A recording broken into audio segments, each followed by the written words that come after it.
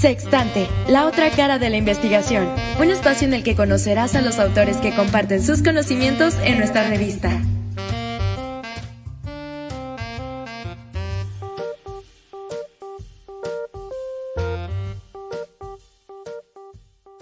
Buenas tardes, mi nombre es Luciano Ramírez Hurtado, soy profesor investigador de tiempo completo en el Departamento de Historia del Centro de Ciencias Sociales y Humanidades en la Universidad Autónoma de Aguascalientes. En esta ocasión vamos a platicar a partir de una entrevista acerca de un artículo que publiqué en la revista Caleidoscopio en el año 2009.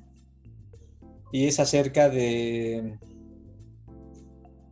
la prensa, la legitimidad política a partir del caso de la Convención de Aguascalientes de 1914. Bueno, la Convención de Aguascalientes es un tanto ajena a la propia dinámica de la ciudad y del estado de Aguascalientes. Digamos que fue una decisión que tomaron los revolucionarios a partir de una serie de antecedentes previos a la realización de la convención. Resulta que aún no terminaba el régimen de Victoriano Huerta, del general. Los revolucionarios se habían unido para luchar en contra de la dictadura, tanto los del norte, encabezados por Venustiano Carranza y seguido por Francisco Villa, por la División del Norte, o Álvaro Obregón, de la División del Noroeste, o Pablo González, en la División del Noreste, o Emiliano Zapata, que tenía su ejército libertador del sur, en el estado de Morelos principalmente. Entonces, antes del triunfo definitivo ya estaban con diferencias serias, de tal manera que empezaban como a entrar en discordia y amenazaba una nueva guerra civil, ahora de carácter intrarrevolucionario, y para eso hicieron una serie de acercamientos, de aproximaciones entre algunos líderes, pues para tratar de evitar una nueva guerra civil, ahora entre los propios revolucionarios. Y para eso fue que, después de realizarse una primera etapa de la convención en la Ciudad de México, decidieron venirse a la ciudad de Aguascalientes porque consideraban que era una ciudad neutral, es decir, aquí no habían fuerzas beligerantes, ni de Carranza, ni de Villa, ni de ninguna otra facción revolucionaria, de tal manera que eso garantizaría pues un lugar neutral para discutir qué se iba a hacer sobre el futuro de la revolución. Entonces, ventajas que digas que haya tenido la ciudad, pues sí, indirectamente hubo una serie de ventajas, porque resulta que llegaron miles de personas, muchos de ellos eran militares que venían acompañando a los jefes, a los delegados que iban a tomar participación en la Asamblea Revolucionaria. Y venían con sus estados mayores, sus escoltas, pero también venían muchos periodistas, muchos curiosos. Entonces a Aguascalientes llegaron miles de personas y esto provocó que los pocos hoteles que había se abarrotaran rápidamente, se llenaran. Lugares de comida pues también eran insuficientes, la gente dormía a veces en los parques, en las plazas. Pusieron como campamentos a los alrededores de la estación del tren, etc. Entonces hubo una sobreocupación de personas en la ciudad, y eso digamos que pudo haber traído algunos beneficios para el comercio, para quienes atendían, lugares para hospedarse y para comer, ¿no? El general Francisco Villa había sido como que un elemento de discordia entre los propios revolucionarios. Como comentaba, habían tenido diferencias entre el general Francisco Villa, general en jefe de la División del Norte, y por otro lado Venustiano Carranza, que era el primer jefe y encargado del poder ejecutivo de la revolución. Entonces, a raíz de una serie de antecedentes, como fueron, por ejemplo, declaraciones que hizo Pancho Villa cuando los marines norteamericanos tomaron el puerto de Veracruz, eh, se le ocurrió decir que estaba bien, porque si eso propiciaba que cayera más rápidamente Victoriano Huerta, pues él no veía problemas en que eso estuviese sucediendo, ¿no? Carranza lo regañó porque dijo que era una cuestión de la diplomacia, de las relaciones exteriores de México, y que él no tenía por qué opinar de esos temas, ¿no? No le competían. Entonces, situaciones como esas, aparte de que no se caían bien, Carranza y Villa se odiaban, ¿verdad?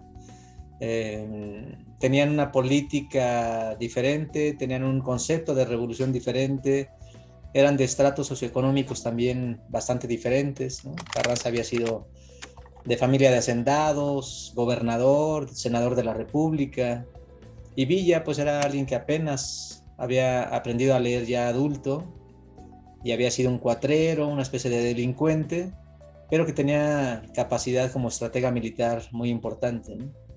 Entonces recelaban mutuamente uno del otro, y esto trajo como consecuencia que esas diferencias personales finalmente vinieron a repercutir también en el propio devenir de la Revolución Mexicana. Entonces, cuando la convención ya estaba reunida en el Teatro Morelos de Aguascalientes, Villa estaba en Zacatecas, estaba en Guadalupe, Zacatecas, es decir, no muy lejos de Aguascalientes, y decidió acercarse por curiosidad para ver qué estaba sucediendo acá, cómo estaban las cosas. Y aunque vino en un día que no había sesión, pues se reunieron en el Teatro Morelos, entraron, y Villa lo que hizo fue dar un discurso emitiendo un argumento que él no quería nada para sí, que quería ver claros los destinos de su país, y que sea en buenos términos. Le tomaron alguna fotografía, firmó en la bandera nacional y ya, ¿no? Entonces estuvo de un día para otro con algunas tropas, principalmente con su escolta especial, sus famosos dorados, pero eso puso en alerta a muchas personas, principalmente a los adversarios de la División del Norte, es decir, a los carrancistas, ¿no? No lo hizo por molestar, yo creo que no lo hizo por molestar o por incomodar, simplemente quería ver qué estaba sucediendo por acá, cómo estaban las cosas, pero su pura presencia causó incomodidad en quienes no estaban de acuerdo con él, ¿no? Que eran básicamente los carrancistas más recalcitrantes. Bien, dada la relevancia de la convención, porque se reunió para tratar de evitar la guerra. 2, para ver quién iba a gobernar este país y bajo qué régimen de gobierno o bajo qué sistema. Y para acordar una serie de cuestiones en relación con el futuro del país, ¿no? Ese era el cometido de la convención revolucionaria. Entonces, cuando deciden mudarse de la Ciudad de México a la de Aguascalientes, la prensa capitalina pues mandó a reporteros y también mandó a periodistas, ¿no? Para que estuvieran al pendiente de qué es lo que se decidía en Aguascalientes, qué acuerdos se iban tomando. Y desde Aguascalientes a diario mandaban telegramas largos, porque estaban informando qué es lo que sucedía, quién hacía uso de la voz, qué acuerdos se tomaban. Entonces, a los periódicos de la Ciudad de México, y sobre todo aquellos que estaban bajo la férula o bajo la influencia del carrancismo, pues había una serie de filtros, ¿no? En un periódico lo que hacen es reunirse el director, el jefe de redacción, a veces tienen también por ahí caricaturistas o dibujantes. Entonces ahí se genera una discusión para ver qué es lo que se va a publicar qué es lo que va a ser cabeza, cuál es el orden de las noticias. Y en los periódicos no hay neutralidad. En los periódicos siempre son tendenciosos, siempre tienen un interés que defender, aunque digan lo contrario. Todos los periódicos son tendenciosos, absolutamente. De tal manera que la prensa carrancista, o la prensa que dominaba el carrancismo en la Ciudad de México, Carranza estaba en la Ciudad de México, pues todo eso fue filtrado, ¿ves? O sea, la información que se publicaba en la prensa capitalina estaba filtrada. Y todo, a veces tiene que ver incluso con los encabezados, con la nota principal, ¿no? La primera noticia. A veces le dan un toque sensacionalista, a veces medio engañan, a veces alertan a la población. Y todo eso tiene una intencionalidad. Entonces, la prensa carrancista estaba manipulando la información que mandaban los fotoreporteros que estaban en la ciudad de Aguascalientes. No, en la etapa de Aguascalientes no. Mira, lo que hay que entender que la convención tuvo distintas etapas. Inició en la Ciudad de México, allá estuvo del 1 al 5 de octubre de 1914, y ahí sí estuvo gobernada o bajo la influencia del carrancismo. Tan es así que no fueron invitados los revolucionarios del zapatismo, y los jefes de la División del Norte, o los villistas, estos no quisieron ir a la Ciudad de México por desconfianza, ¿verdad? Ya no tenían confianza al primer jefe, Venustiano Carranza. Entonces, para eso se hace la convención en Aguascalientes como un lugar neutral, y estando aquí, pues fue una asamblea mucho más representativa, porque estuvieron presentes, sí, los carrancistas, pero también los villistas, y en breve invitarían al Ejército Libertador del Sur o a los zapatistas. Además de que habían grupos independientes que no obedecían ni a Carranza, ni a Villa, ni a Zapata. Eran grupos independientes revolucionarios que habían luchado por la causa. Y fue eso, una asamblea revolucionaria mucho más representativa, porque estuvieron los distintos grupos o facciones revolucionarias, ¿no?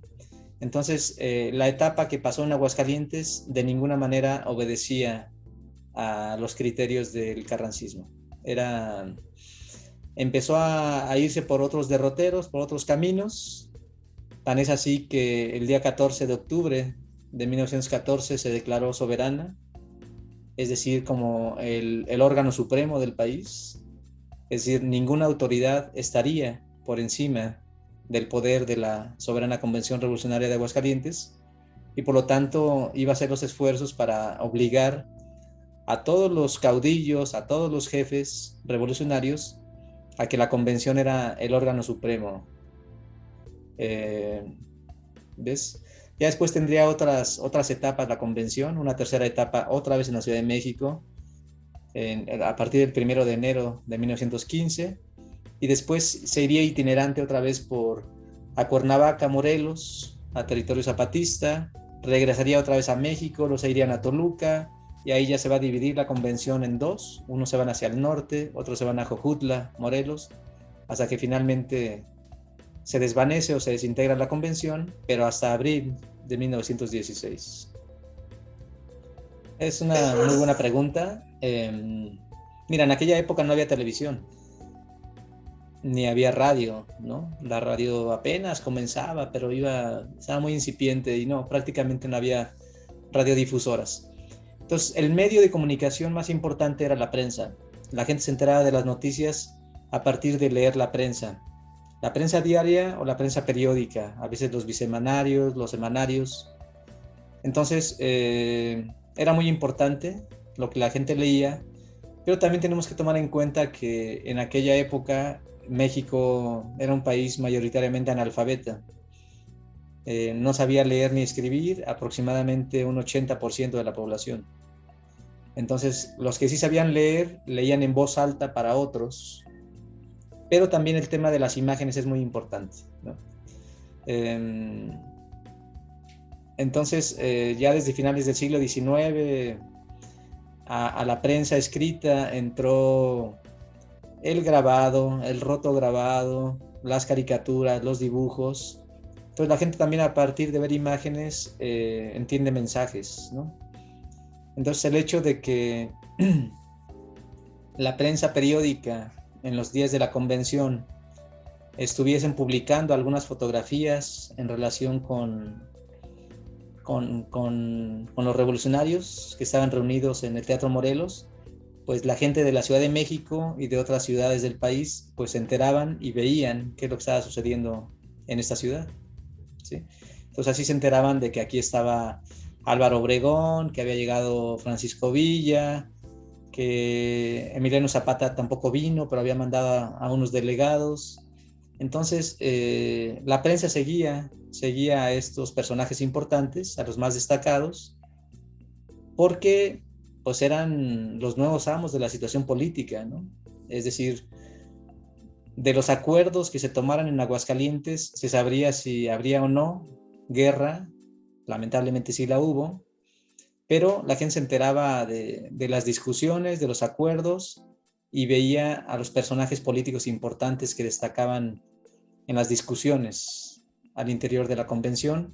Incluso también tomaban algunas fotografías como de la sede, ¿no? Si Aguascalientes era la sede, entonces en los días previos al arranque de la convención, la prensa periódica estuvo publicando imágenes donde aparecía el Jardín de San Marcos, o la estación de tren, o la Catedral Metropolitana, la Catedral de Aguascalientes, la plaza, en fin, como lugares típicos de Aguascalientes, para que la gente se enterara cómo era esta ciudad y que aquí se iba a hacer la convención revolucionaria.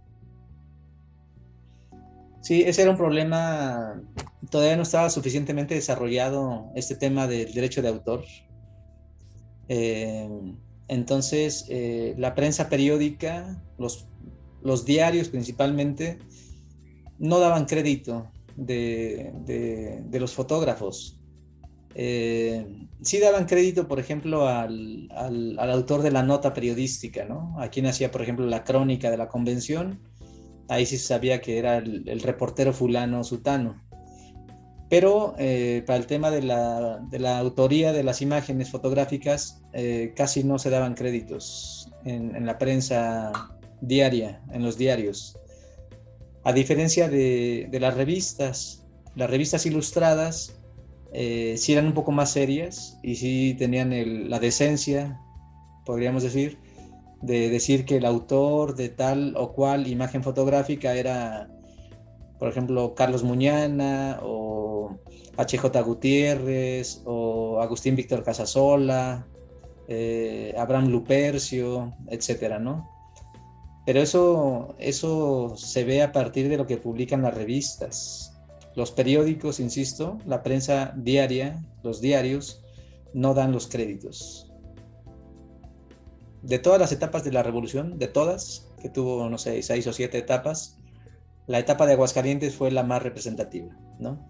Aquí estuvieron presentes representantes de las fuerzas carrancista, villista, zapatista y grupos independientes.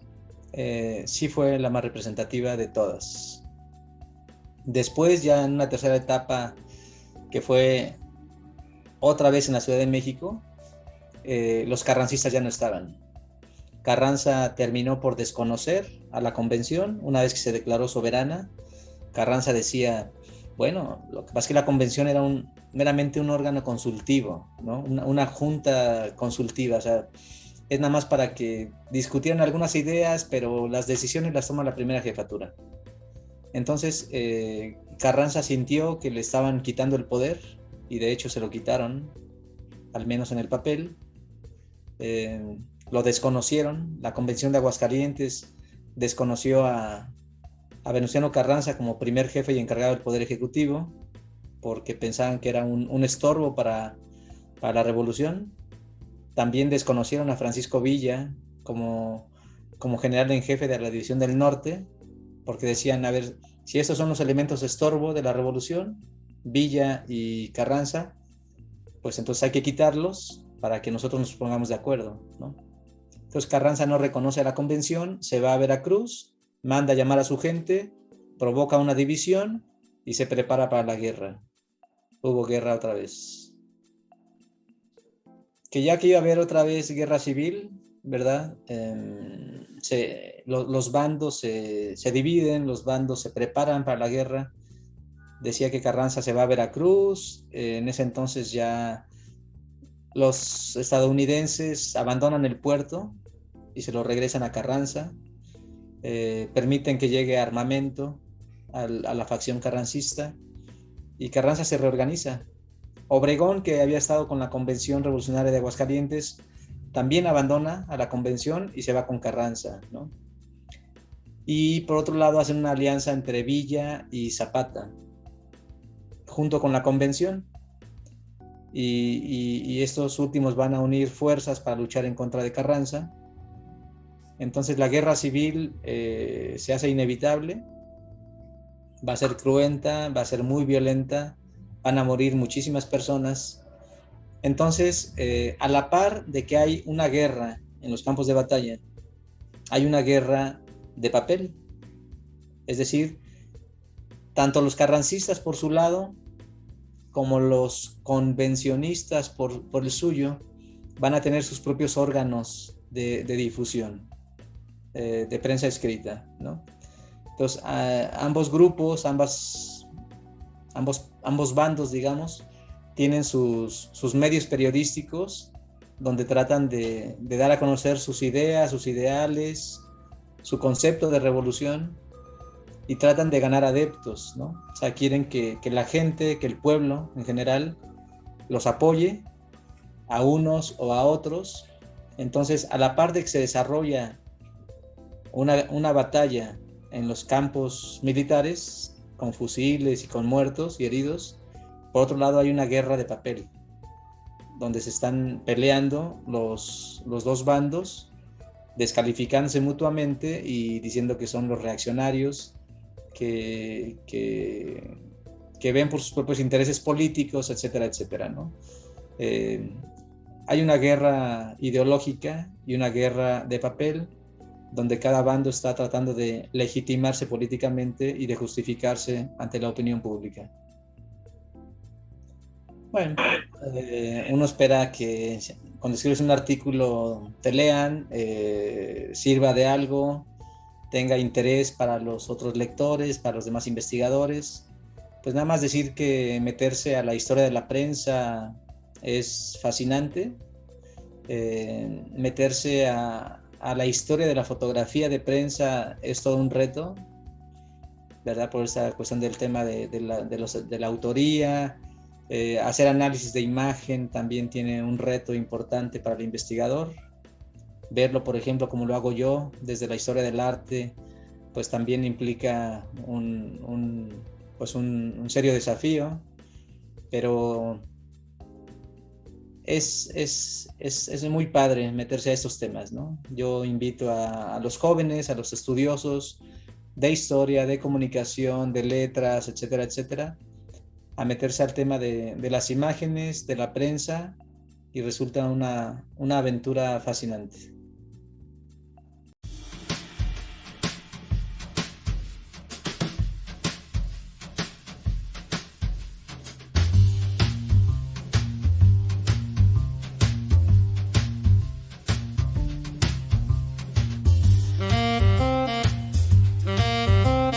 Sextante, la otra cara de la investigación.